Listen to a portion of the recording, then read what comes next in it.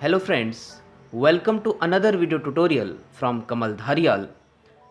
दोस्तों आज की इस वीडियो में हम डिस्कस करने जा रहे हैं स्यूडोमोनास एरुजिनोसा पे। तो दोस्तों ये टॉपिक बहुत इम्पोर्टेंट है। मेडिकल प्रोफेशन से जुड़े हुए जितने भी लोग हैं उन सब के लिए ये टॉपिक बहुत इम्पोर्टेंट है। तो चलिए आइए आगे बढ़ते हैं। सबसे पहले थोड़ा सा इसका जनरल इंट्रोडक्शन की बात कर लेते हैं। It is a common organism in the soil, water and can be found in plants and animals। दोस्तों ये जो ऑर्गेनिज्म है, माइक्रो ऑर्गेनिज्म स्यूडोमोनास, ये नॉर्मली हर जगह आपको मिलेगा। तो बेसिकली ये सॉइल में, वाटर में और कुछ प्लांट्स में या एनिमल्स में भी ये बैक्टीरिया आपको मिल जाएगा। Classified as an opportunistic pathogen. तो यहाँ पर अगर हम मेडिकल माइक्रोबायोलॉजी की बात करें तो इसको क्लासिफाई किया गया है as an opportunistic pathogen. Opportunistic pathogen का मतलब है कि नॉर्मली ये कोई इन्फेक्शंस या कोई इलनेस कॉज नहीं करता ह्यूमन बींग्स में। ये तभी अटैक करता है बॉडी में जब किसी भी इंडिविजुअल की जो इम्यूनिटी है वो डाउन हो, सप्रेस्ड हो, यानी कि पेशेंट क्या हो, इम्यूनो कॉम्प्रोमाइज्ड हो। तो कोई भी इंडिविजुअल अगर उसकी इम्यूनिटी कमज़ोर हो गई है, वीक हो गई है, तो उस कंडीशन में इसको अपॉर्चुनिटी मिल जाती है कि ये इन्फेक्शंस कॉज कर सके। तो that's why it is called opportunistic pathogen. Next point है, it is a major pathogen among the hospitalized patients and in patients with cystic fibrosis। तो ये जो बैक्टीरिया है स्यूडोमोनास एरुजिनोसा, बेसिकली ये हॉस्पिटल एनवायरनमेंट में बहुत ज़्यादा देखने को मिलता है। यानी कि कोई पेशेंट अगर हॉस्पिटलाइज्ड हो गया है तो अगर उसको हॉस्पिटल एक्वायर्ड इन्फेक्शन होता है तो मोस्ट कॉमनली जो पैथोजन मिलेगा वो यही आपको मिलेगा, स्यूडोमोनास एरुजिनोसा। तो हर पेशेंट में जो भी हॉस्पिटलाइज हो रहा है उसको ये पैथोजन का इन्फेक्शन होता ही होता है। यानी कि हॉस्पिटल एनवायरनमेंट में बहुत कॉमनली ये जो बैक्टीरिया है ये मिल जाएगा। वहाँ के फर्श पे मिल जाएगा, वहाँ के जो भी फोमाइट्स हैं उन पे ये बैक्टीरिया मिल जाएगा, या वहाँ के जो वाटर रिजर्वॉयर्स हैं उनमें मिल जाएगा, या फिर जितने भी वहाँ पे हेल्थ केयर वर्कर्स हैं वो भी इस पैथोजन को कैरी कर रहे हैं। तो ये एक मेजर पैथोजन है among the hospitalised patients and in patients with cystic fibrosis की प्रॉब्लम जिन पेशेंट्स में रन कर रही है उनमें भी ये एक अपॉर्चुनिस्टिक पैथोजन की तरह ये बैक्टीरिया उसमें इन्फेक्शंस कॉज करता है। तो आइए बात करते हैं अब इसकी मॉर्फोलॉजी की। It is a gram negative rod. Gram negative rod कहने का मतलब है कि ये एक बेसिलाई है, ग्राम नेगेटिव बैक्टीरिया है। और क्या है ये, ग्राम नेगेटिव बेसिलाई है। इनको क्या बोलते हैं, बेसिलाई, यानी कि जो रॉड शेप के होते हैं उनको बेसिलाई बोला जाता है। ये एरोबिक होते हैं। दोस्तों नॉर्मली अगर हम देखें तो स्यूडोमोनास एरुजिनोसा ये स्ट्रिक्ट एरोबिक होते हैं, या आप कह सकते हैं कि ऑब्लिगेट एरोबिक होते हैं। यानी कि ये सिर्फ और सिर्फ ऑक्सीजन की ही प्रेजेंस में ग्रो करते हैं। लेकिन कुछ स्ट्रेन्स ऐसी हैं जो फैकल्टेटिव एनारोब्स भी होते हैं, यानी कि थोड़ा सा एनारोबिक कंडीशन में भी ये ग्रो कर सकते हैं। Many strains are capsulated. बहुत सारी स्ट्रेन्स इसकी क्या है, कैप्सुलेटेड भी है, यानी कि वो कैप्सूल कंटेन करते हैं। और वो कैप्सूल किसकी बनी हुई होती है, पॉलीसैकेराइड्स की बनी हुई होती है। Pseudomonas produces pigment. ये जो बैक्टीरिया है पिगमेंट प्रोड्यूसिंग बैक्टीरिया है। बहुत टाइप के बेसिकली 4 to 5 टाइप्स के पिगमेंट्स को ये प्रोड्यूस करता है। आगे चल के हम उनको डिस्कस करेंगे। और साथ में ये क्या होते हैं, ऑक्सीडेज पॉजिटिव भी होते हैं। यानी कि जब हम ऑक्सीडेज टेस्ट करेंगे तो ऑक्सीडेज टेस्ट को ये पॉजिटिव शो करते हैं। Almost all strains are motile by means of a single polar flagellum. तो ये जितने भी होते हैं मोस्टली इनकी जितनी भी स्ट्रेन्स हैं स्यूडोमोनास एरुजिनोसा की, वो सब क्या होते हैं, मोटाइल होते हैं विद सिंगल पोलर फ्लैजेलम। एक सिंगल पोलर फ्लैजेलम एक एंड पेज में प्रेजेंट रहता है, जिसकी प्रेजेंस की वजह से ये जो बैक्टीरिया है स्यूडोमोनास, ये बहुत ज़्यादा मोटाइल बन जाता है। तो सिंगल पोलर फ्लैजेलम है, तो सिंगल होने से उसको कोई अपोज नहीं कर रहा है। अगर दूसरे एंड पर दूसरा भी होता तो वो उसकी मोटिलिटी को अपोज करता, लेकिन इसमें क्या है, सिंगल प्रेजेंट है, लाइक दैट ये आपका है, और एक सिंगल पोलर फ्लैजेलम इसमें प्रेजेंट है। तो ये यूनिडायरेक्शनल मोशन करेगा, यानी कि एक ही दिशा में बहुत तेजी से भागेगा, इसका कोई अपोज करने वाला नहीं है। इसीलिए जितने भी सिंगल पोलर फ्लैजेलम वाले बैक्टीरिया होते हैं उनकी जो मोटिलिटी होती है बहुत ज़्यादा होती है, यानी कि वो बहुत ज़्यादा मोटाइल होते हैं। ये देखिए इस डायग्राम में आपको दिख रहा है, यहाँ आप देख सकते हैं कि ये बैक्टीरियल सेल है स्यूडोमोनास एरुजिनोसा की, और ये जो छोटे छोटे हेयर लाइक स्ट्रक्चर्स आपको दिख रहे हैं, दे आर पिली, और you can say they are fimbriae भी इनको बोलते हैं। They are organ of attachment, ये इनको हम ऑर्गन ऑफ एडेशन भी बोलते हैं। और जो दूसरा इस तरह से सिंगल स्ट्रक्चर लंबा सा थ्रेड लाइक आपको दिख रहा है, इसको हम बोलते हैं फ्लैजेलम, सिंगल पोलर फ्लैजेलम। तो यही जो सिंगल पोलर फ्लैजेलम है, इसको बहुत ज़्यादा मोटाइल बनाने में हेल्प करते हैं। तो इस तरह के ये बेसलाई हैं, रॉड शेप के हैं, और इनमें पिलाई प्रेजेंट रहते हैं, पिली जिनको हम बोलते हैं या फिम्ब्री बोलते हैं, ऑर्गन ऑफ एडेशन का काम करते हैं ये लोग ये। और दूसरा क्या है कि इसमें सिंगल पोलर फ्लैजेलम प्रेजेंट रहते हैं। तो इस तरह से इसकी मॉर्फोलॉजी हो जाती है। Now the virulence factors and pathogenesis. अब बात करते हैं इसके कौन कौन से विरुलेंस फैक्टर्स हैं जो इसकी पैथोजेनेसिस में इसकी हेल्प करते हैं। The pathogenesis of Pseudomonas is greatly attributed to its ability to develop widespread resistance to multiple antibiotics and disinfectants and producing a number of virulence factors। दोस्तों क्या होता है कि ये जो बैक्टीरिया है ये बहुत टाइप्स की एंटीबायोटिक्स और बहुत टाइप के जो डिसइंफेक्टेंट्स हैं उनके लिए रेजिस्टिविटी शो करता है, यानी कि उनकी प्रेजेंस में ये इजीली ग्रो करता है। इसीलिए मैंने आपको बताया कि हॉस्पिटल एनवायरनमेंट में अबंडेंटली ये जो बैक्टीरिया है ये आपको मिल जाता है, क्योंकि हॉस्पिटल में आप देख रहे हैं कि बहुत सारे डिसइंफेक्टेंट्स का यूज किया जाता है स्टेरिलाइजेशन के लिए, और वहाँ पे ट्रीटमेंट के लिए बहुत सारे एंटीबायोटिक्स का भी यूज किया जा रहा है। उसके बावजूद ये जो बैक्टीरिया है वहाँ पे मौजूद है। तो इसका मतलब कहीं ना कहीं इसने क्या किया हुआ है, अपने अंदर एक रेजिस्टिविटी गेन की हुई है उन सारे डिसइंफेक्टेंट्स और उन सारे एंटीबायोटिक्स के लिए। Got it. और इसी की वजह से ये क्या हो रहा है, ये एक बहुत ज़्यादा विरुलेंट बन रहा है और बहुत ज़्यादा पैथोजेनेसिस कॉज करने में सक्षम हो रहा है। और उसके साथ कुछ विरुलेंस फैक्टर्स भी हैं जो इसकी हेल्प कर रहे हैं। वो कौन से हैं विरुलेंस फैक्टर्स? जैसे कोलोनाइजेशन की अगर बात करें तो कोलोनाइजेशन ये पहला स्टेप होता है। Colonisation, this is the first event to initiate the infection is to adhere and colonise the host surface. ये जो कोलोनाइजेशन की जो प्रोसेस है ये पैथोजेनेसिस का पहला स्टेप होता है, जहाँ पे बैक्टीरिया होस्ट की सेल सरफेस से अटैच होता है कुछ ऑर्गन ऑफ अटैचमेंट की हेल्प से। तो वो ऑर्गन ऑफ अटैचमेंट को हम क्या बोलते हैं, मैं पहले भी आपको बताया, पिली। उनको क्या बोलते हैं?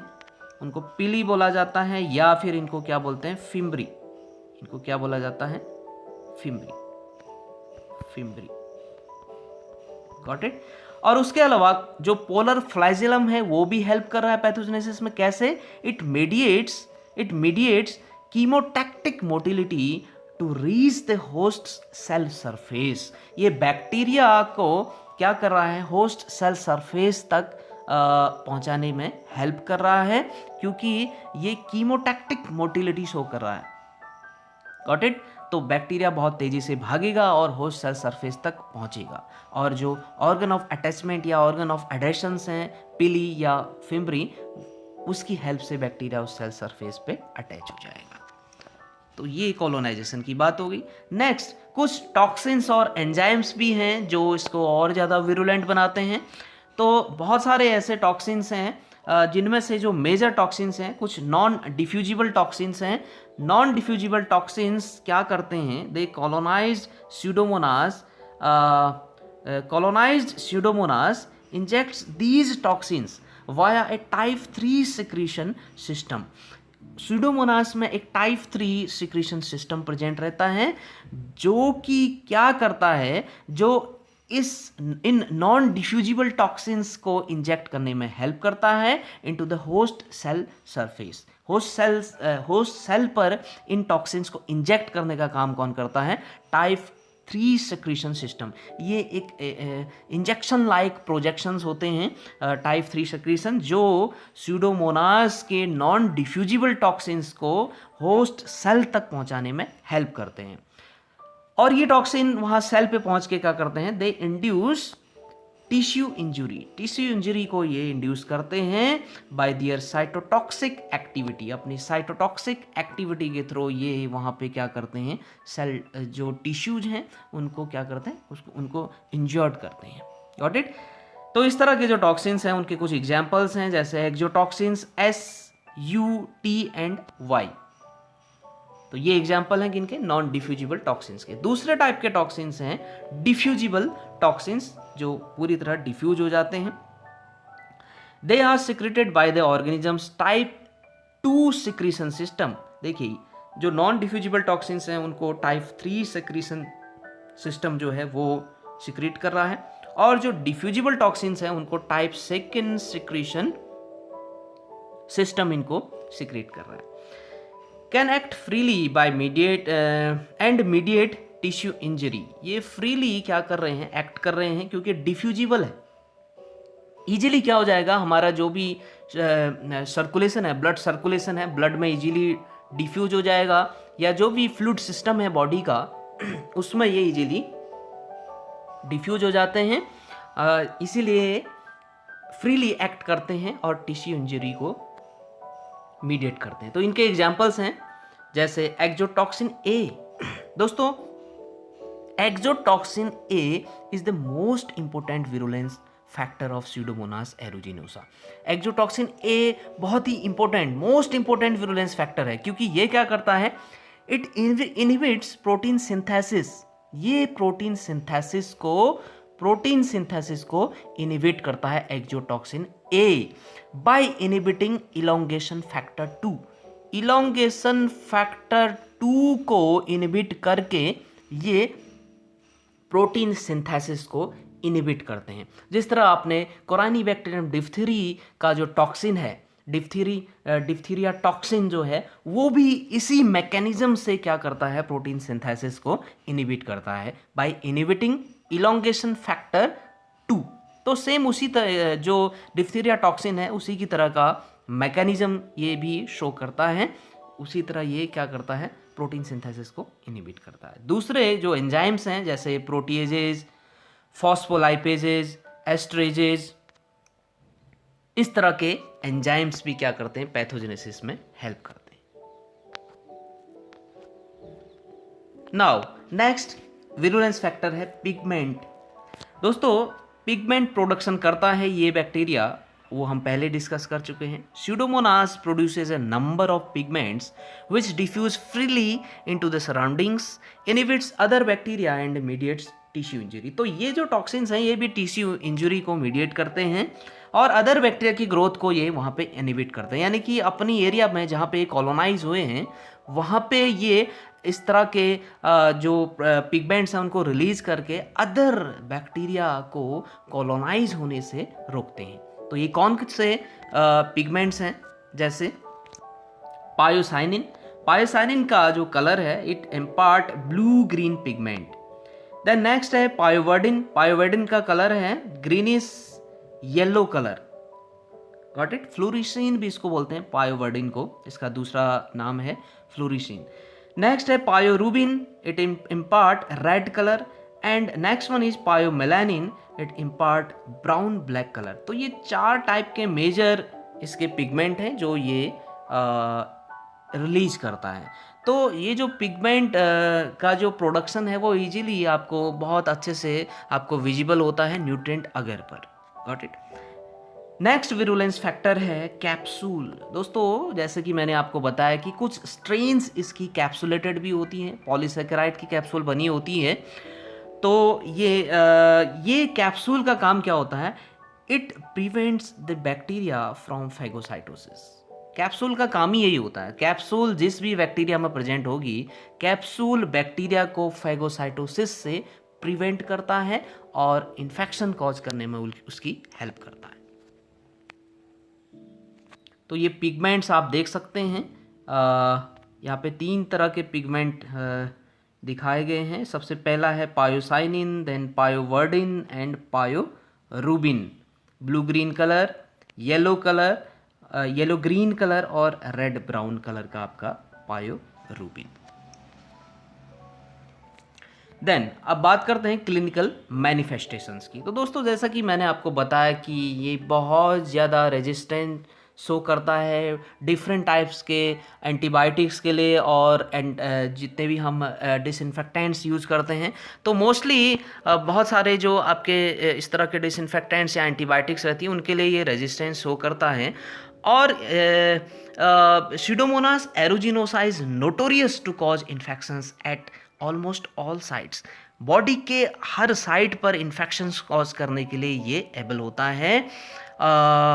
मोस्टली जो इसकी इन्फेक्शन कॉजिंग साइट्स हैं, इन्फेक्शियस साइट्स हैं लंग्स में या स्किन में और सॉफ्ट टिश्यूज़ में ये इन्फेक्शंस कॉज करता है।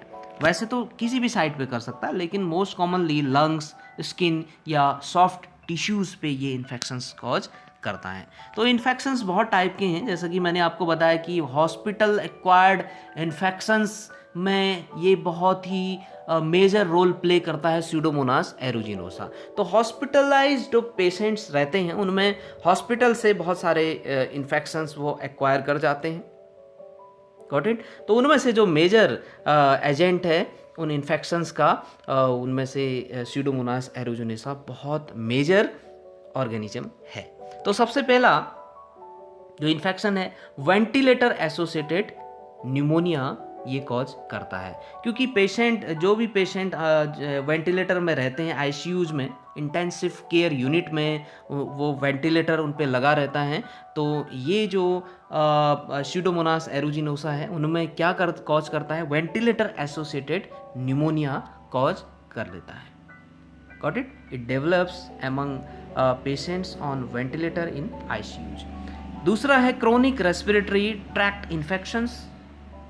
क्रोनिक रेस्पिरेटरी ट्रैक्ट इन्फेक्शंस भी ये करता है। मोस्टली जो अंडरलाइंग कंडीशंस होती हैं, जैसे आपके सिस्टिक फिब्रोसिस से अगर कोई पेशेंट पे सिस्टिक फिब्रोसिस है तो उनमें क्रोनिक रेस्पिरेटरी ट्रैक्ट इन्फेक्शंस ये कॉज करता है। जैसे जिनमें से जो कॉमन है वो कुछ कॉमन इन्फेक्शंस हैं, जैसे ब्रोंकाइटिस हो सकता है या ब्रोंक्यूलाइटिस हो सकता है। तो इस तरह के जो लंग इन्फेक्शंस हैं वो या आप कह सकते हैं कि रेस्पिरेटरी इन्फेक्शंस हैं, क्रोनिक रेस्पिरेटरी ट्रैक्ट इन्फेक्शंस ये कॉज करता है उन पेशेंट्स में जो सिस्टिक फिब्रोसिस से पहले से ग्रसित हैं। बैक्टीरिया भी ये कॉज करता है।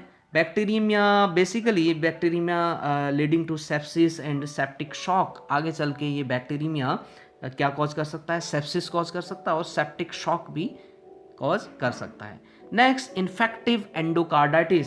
इन्फेक्टिव एंडोकार्डाइटिस जो इन्फेक्शन है दोस्तों, मोस्टली ये ड्रग एब्यूजर्स में होता है, जो आईवी ड्रग एब्यूजर्स होते हैं, यानी कि इंट्रावीनसली जो ड्रग्स को इंजेक्ट करते हैं अपनी बॉडी में, उनमें इस तरह के इन्फेक्शंस होने के चांसेस रहते हैं। नेक्स्ट है ईयर इन्फेक्शंस भी हो सकते हैं, जैसे जो लोग बच्चों में ज़्यादातर इन्फेक्शन रहता है, और जो ज़्यादातर जो स्विमिंग वगैरह करते हैं वाटर से, वो स्यूडोमोनास एरुजिनोसा को एक्वायर कर लेते हैं, जो कि ईयर इन्फेक्शंस कॉज करता है। तो स्विमर्स ईयर भी उसको बोलते हैं, क्योंकि ज़्यादातर स्विमर्स में ये प्रॉब्लम आती है कि वाटर जो है कान के अंदर एंटर कर जाता है और वाटर के साथ कुछ पैथोजेंस इस तरह के स्यूडोमोनास एरुजिनोसा एंटर कर जाता है, जो इन्फेक्शंस कॉज करने में हेल्प करता है। देन कुछ आई इन्फेक्शंस भी हो जाते हैं, जैसे कॉर्नियल अल्सर हो जाता है उन लोगों में जो कॉन्टैक्ट लेंसेज का यूज करते हैं। कॉन्टैक्ट लेंस वियरर्स में इस तरह की प्रॉब्लम आ जाती है कि उनको आई इन्फेक्शंस जैसे कॉर्नियल अल्सर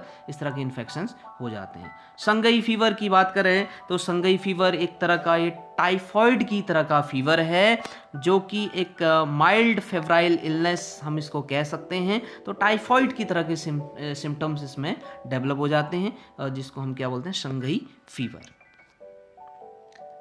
नेक्स्ट कुछ skin and soft tissue infections हैं, जैसे बर्न इन्फेक्शंस। अगर कहीं जल गया तो जल जाने वाली एरिया पे, जली हुई एरिया पे जहाँ पे स्किन आपकी जल गई है, वहाँ पे भी स्यूडोमोनास एरोजिनोसा इन्फेक्शंस कॉज करता है, जिनको हम बर्न इन्फेक्शंस बोलते हैं।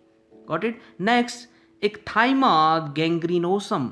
दोस्तों ये एक क्या है, it is an acute necrotising condition है रिजल्टिंग फ्रॉम बैक्टीरिया। बैक्टीरिया हो जाने से ये इक्थाइमा गैंग्रीनोसम की प्रॉब्लम आती है। It occurs in patients with febrile neutropenia and AIDS. AIDS जिन लोगों को हो गया है, या न्यूट्रोपीनिया यानी कि न्यूट्रोफिल काउंट उनका कम हो गया है, यानी कि टोटली आप कह सकते हैं कि उनकी इम्यूनिटी बहुत ज़्यादा डाउन हो गई है, तो उन पेशेंट्स में क्या होता है, बैक्टीरिया के बाद एक्थाइमा गैंग्रीनोसम यानी कि एक एक्यूट नेक्रोटाइजिंग कंडीशन आने के भी चांसेस रहते हैं। नेक्स्ट है डर्मेटाइटिस यानी कि स्किन इन्फेक्शन। मेनली जो लोग स्पा में चले जाते हैं, स्पा में जाने वाले या स्विमिंग पूल्स में जो स्विमिंग करते हैं, उनको ये इन्फेक्शन वहाँ से एक्वायर हो जाता है, डर्मेटाइटिस यानी कि skin infection. Then green nail syndrome, basically इसको पेरोनाइकिया बोलते हैं, यानी कि नेल के आसपास की जो स्किन होती है उन पे उस पे इन्फ्लामेशन हो जाता है। Inflammation of tissues adjacent to the nails with green pus formation. इसमें क्या हो जाता है, ग्रीन पस का फॉर्मेशन इसमें हो जाता है, जिसको हम क्या बोलते हैं, ग्रीन नेल सिंड्रोम। बेसिकली ये क्या है, पेरोनाइकिया है, यानी कि नेल्स के आसपास के स्किन टिश्यूज का इन्फ्लामेशन। सेलुलाइटिस भी हो जाता है दोस्तों, which is characterised by blue green pus. Then next bone and joint infections. Bone and joint infections such as osteomyelitis and septic arthritis. Got it?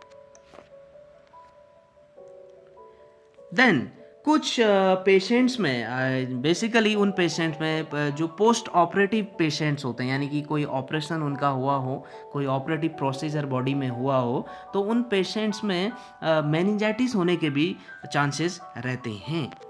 तो बेसिकली वैसे होता नहीं है मेनिंजाइटिस, ये बहुत रेयर कंडीशन है, उन्हीं में हो सकता है जो पोस्ट ऑपरेटिव पेशेंट्स हैं। देन यूटीआई दोस्तों बहुत कॉमन है, क्योंकि हॉस्पिटलाइज्ड जो पेशेंट होते हैं वो उनमें कैथेटर का यूज़ तो किया ही जाता है यूरिन पास करने के लिए। तो कैथेटराइज्ड जो पेशेंट्स रहते हैं उनमें यूटीआई होने के भी चांसेस रहते हैं, यानी कि यूरिनरी ट्रैक्ट इन्फेक्शन।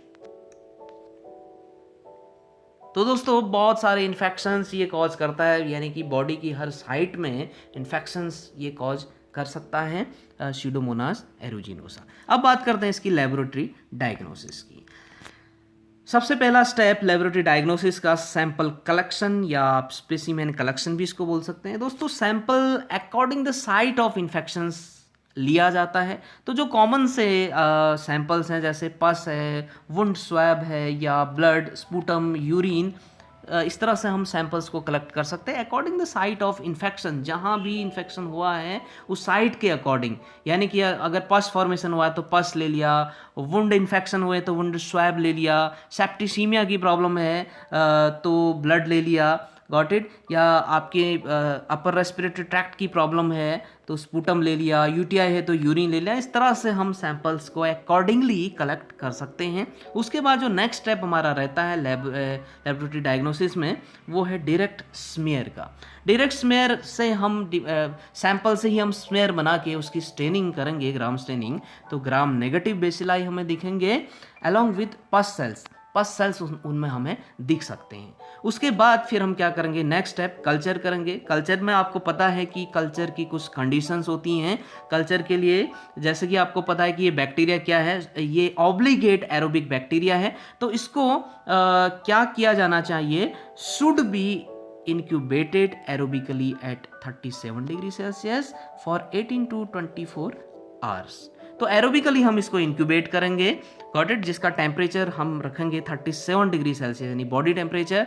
और कब तक के लिए हम इसको इंक्यूबेट करेंगे? 18 to 24 आवर्स के लिए हम इसको एरोबिकली कल्चर करेंगे। कल्चर के लिए कुछ जो कल्चर मीडिया है वो हम यूज कर सकते हैं, जैसे न्यूट्रिएंट अगर है। न्यूट्रिएंट अगर पर इसकी ओपेक इरेगुलर कॉलोनीज डेवलप होती हैं with blue green diffusible pigment. Blue green diffusible pigments के साथ ओपेक और इरेगुलर कॉलोनीज इसमें डेवलप होती हैं न्यूट्रिएंट अगर पर। ब्लड अगर पर देखें तो ग्रोथ जो है बीटा हिमोलिटिक कॉलोनी आती है जो कि ग्रे कलर की होती हैं और मॉइस्ट कॉलोनीज इसमें डेवलप होती हैं। नेक्स्ट, मैकंकी अगर की बात करें तो मैकंकी अगर पर इसकी जो कॉलोनीज है वो नॉन लैक्टोज फर्मेंटिंग कॉलोनीज आती है, यानी कि ये जो बैक्टीरिया है ये लैक्टोज को फर्मेंट नहीं करता।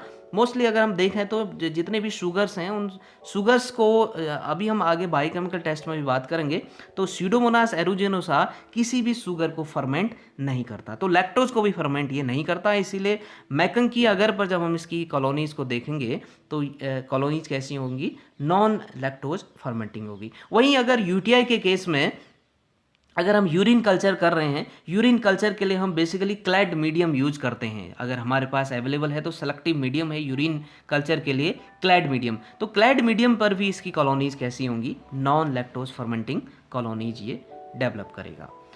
उसके अलावा अगर मिक्स कहीं पे इन्फेक्शन है, मिक्स जैसे पस अगर हमने लिया है, कहीं से पुरुलेंट डिस्चार्ज हमने लिया हुआ है, तो उसमें मिक्स हमारा फ्लोरा हो सकता है, जिसके लिए हमें क्या सेलेक्टिव मीडियम की ज़रूरत होगी, क्योंकि वहाँ पे फिर हमें सेलेक्टिव बैक्टीरिया को ग्रो करना होता है, इसीलिए हम सेलेक्टिव मीडियम का यूज़ करते हैं। तो स्यूडोमोनास एरुजिनोसा के लिए सेलेक्टिव मीडियम है cetrimide agar for the to isolate the organism from mixed growth. Got it? Then culture कर लेने के बाद कल्चर स्मेयर हम तैयार करेंगे।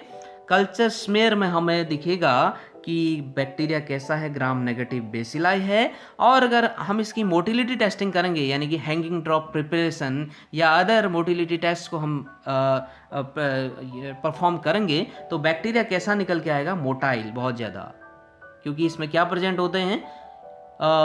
सिंगल पोलर फ्लैजेलम प्रेजेंट होते हैं, तो जो बैक्टीरिया को बहुत ज़्यादा मोटाइल बना देते हैं।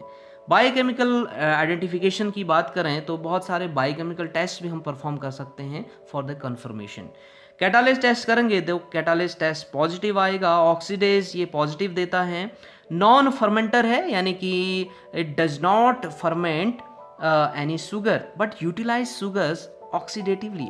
शुगर को यूटिलाइज करेगा ऑक्सीडेटिवली लेकिन फर्मेंट नहीं करता। इसको हम कंफर्म करेंगे किससे? HL टेस्ट से, ह्यू एंड लीफसन टेस्ट से हम इसको कंफर्म करेंगे। जब हम ह्यू एंड लीफसन टेस्ट करेंगे तो it shows oxidative pattern. Got it? अभी मैं आपको डायग्राम इसका दिखाऊंगा। इंडोल टेस्ट करेंगे तो इंडोल टेस्ट नेगेटिव आएगा। साइट्रेट यूटिलाइजेशन टेस्ट पॉजिटिव देता है, यूरियस टेस्ट नेगेटिव देता है, और TSI ट्रिपल शुगर आयरन की अगर बात करें तो ये K/K यानी कि स्लांट और बट दोनों में ही फर्मेंटेशन नहीं होता, तो दोनों ही एल्कलाइन रह जाते हैं, K/K। Got it? Alkaline oblique alkaline with no gas and no hydrogen sulphide gas production. H2S का भी प्रोडक्शन नहीं होगा और गैस प्रोडक्शन भी नहीं होगा। और इसमें क्या होगा? मीडियम जो है वो एसिडिक ना होके क्या होगा? स्लैंट और बट दोनों ही क्या रह जाते हैं? एल्कलाइन रह जाते हैं। यहाँ पे आप देख सकते हैं ये जो पहला डायग्राम है ये HL टेस्ट का है, ह्यू एंड लीफसन। तो यहाँ पे आप देख रहे हैं कि 2 टेस्ट ट्यूब्स में इस टेस्ट को किया गया है। एक पे क्या किया? एक को हमने ओपन छोड़ दिया, यानी कि इसमें वैक्स की लेयर हमने नहीं डाली।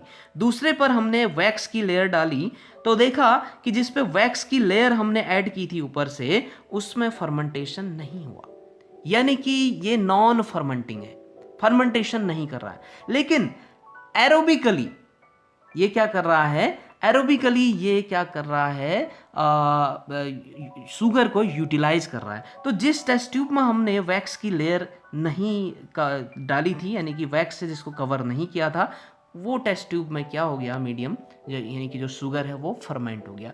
तो ऑक्सीडेटिवली ये क्या कर रहा है, ऑक्सीडेटिव रिएक्शन शो कर रहा है, यानी कि ऑक्सीडेटिवली शुगर को यूटिलाइज कर रहा है, फर्मेंटेशन नहीं कर रहा है। तो इस तरह के जो बैक्टीरिया होते हैं उनको हम नॉन फर्मेंटर्स बोल देते हैं, यानी कि किसी भी शुगर को फर्मेंट नहीं करते। दूसरा जो आप डायग्राम देख रहे हैं ये TSI का है, ट्रिपल शुगर आयरन का ये डायग्राम है, जिसमें हम देख रहे हैं कि स्लैंट और बट दोनों ही अल्कलाइन हैं, यानी कि कलर चेंज नहीं हुआ। अगर ये K/A होता तो नीचे का जो बट का जो पोर्शन है वो अल्कलाइन होके कलर चेंज कर दिया होता, येलो कलर का हो गया होता। तो यहाँ ना बट बदला ना स्लैंट बदला, गॉट इट। तो दोनों को ही हम क्या बोलेंगे, K/K। और यहाँ पे गैस का प्रोडक्शन भी नहीं हो रहा है और H2S का भी प्रोडक्शन नहीं हो रहा है। तो यहाँ पे कंफर्म हो जाता है कि बैक्टीरिया क्या है, स्यूडोमोनास एरुजिनोसा। अब बात करते हैं ट्रीटमेंट की। Pseudomonas species are inherently resistant to most of the antibiotics. Only limited antibiotics have anti-pseudomonial action. Got it? तो जैसा कि मैंने पहले ही आपको बताया कि बहुत सारे एंटीबायोटिक्स के लिए ये रेजिस्टिविटी शो करता है और बहुत सारे जो डिसइंफेक्टेंट्स होते हैं उनके लिए भी ये रेजिस्टिविटी शो करता है। लेकिन कुछ एंटीबायोटिक्स ऐसी हैं जिनमें एंटी स्यूडोमोनियल एक्शन रहता है, जैसे कुछ पेनिसिलिन्स हैं।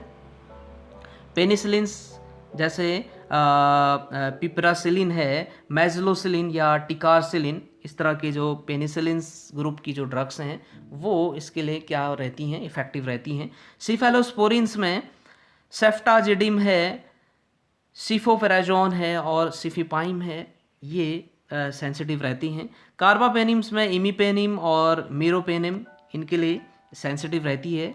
और अमाइनोग्लाइकोसाइड्स में टोब्रामाइसिन, जेंटामाइसिन और अमिकासिन सेंसिटिविटी शो कर सकती हैं।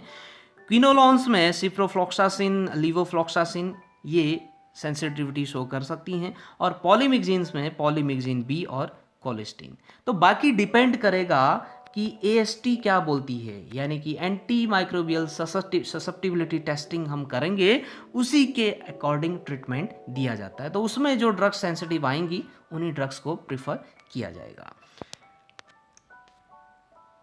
Thank you. तो दोस्तों इस वीडियो में बस इतना ही। आई होप कि आपके समझ में ये वीडियो आया होगा। अगर आपकी समझ में आया है तो प्लीज़ लाइक करिए और वीडियो को ज़्यादा से ज़्यादा शेयर करिए। और अगर चैनल पर पहली बार हैं तो चैनल को पहले सब्सक्राइब जरूर कर लें और बेल आइकन को जरूर प्रेस करें ताकि आने वाली वीडियोस की नोटिफिकेशंस आपको मिलती रहे। Thank you very much.